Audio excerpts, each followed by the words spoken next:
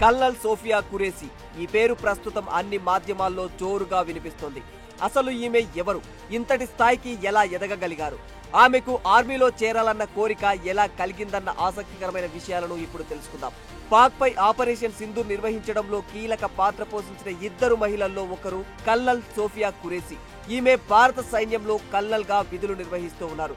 గత 15 రోజుల క్రితం కాశ్మీర్లోని పహల్గామ్లో ఉగ్ర దాడులు జరిగిన విషయం మనందరికీ తెలిసిందే. ఈ హేయమైన ఘటనలో దాదాపు 26 మంది అమాయకులు ప్రాణాలు కోల్పోయారు.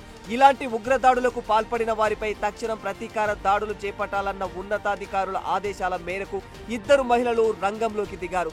వారిలో ఒకరు వ్యోమికా సింగ్ కాగా మరొకరు సోఫియా ఖురేషీ.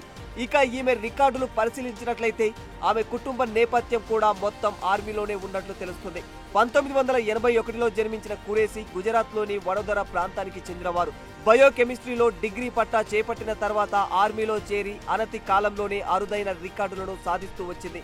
ఆమె 1999లో షార్ట్ సర్వీస్ కమిషన్ కింద భారత సైన్యంలో చేరారు. ఆ సమయంలో ఆమె వయస్సు కేవలం 17 సంవత్సరాలు మాత్రమే. ఈమె తాత ఆర్మీలో కొన్నేళ్ల పాటు అత్యున్నత సేవలు అందించారు. ఆమె భర్త మేజర్ తాజుద్దీన్ ఖురేషీ ఆర్మీ పర్సనల్లో పనిచేస్తున్నారు. వీరికి సమీర్ ఖురేషీ అనే కుమారుడు కూడా ఉన్నాడు. సోఫియా ఖురేషీ కుటుంబం మొత్తం ఆర్మీకి సేవలందించడం గమనార్హమని చెప్పుకోవాలి. సోఫియాకు చిన్నప్పటి నుంచి ట్రెక్కింగ్, రీడింగ్, షూటింగ్లపై చాలా ఆసక్తి. దీంతో ఆమె 1999లో చెన్నైలోని ఆఫీసర్స్ ట్రైనింగ్ అకాడమీలో లెఫ్టినెంట్ గా ఎంపికయ్యారు. ఆ తర్వాత 2006లో యునైటెడ్ నేషన్స్ పీస్ కీపింగ్ ఆర్గనైజేషన్లో చేరి 6 ఏళ్ల పాటు విస్తృత సేవలు అందించారు.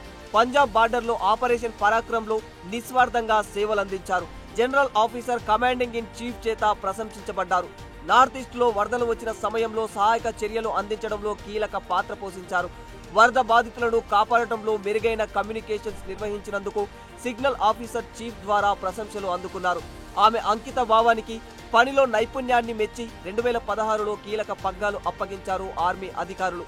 బహుళ జాతీయ సైనిక వ్యాయామంలో భారత ఆర్మీ సిబ్బందికి నాయకత్వం వహించారు. ఇలా నాయకత్వం వహించిన మొదటి మహిళగా చరిత్ర సృష్టించారు. అలా అంచెలంచెలుగా ఎదుగుతూ తాజాగా నిర్వహించిన ఆపరేషన్ సింధూర్కు కీలక పాత్ర పోషించారు. శత్రు సైన్యంపై సమర్థవంతంగా దాడులు నిర్వహించడం, ఉగ్ర స్థావరాలను గుర్తించడంలో మెరుగైన ప్రతిభను కనబరిచారు. మహిళగా ఎన్నో ఒడిదుడుకులను ఎదుర్కొంటూనే ఈ స్థాయిలో ఉండటం చాలా మందికి స్ఫూర్తిని కలిగించిందనే చెప్పాలి. కల్నల్ సోఫియా ఖురేషీ మరిన్ని ఆపరేషన్స్ విజయవంతంగా నిర్వహించి ఆర్మీలో అత్యున్నత స్థాయికి ఎదగాలని కోరుకుందాం.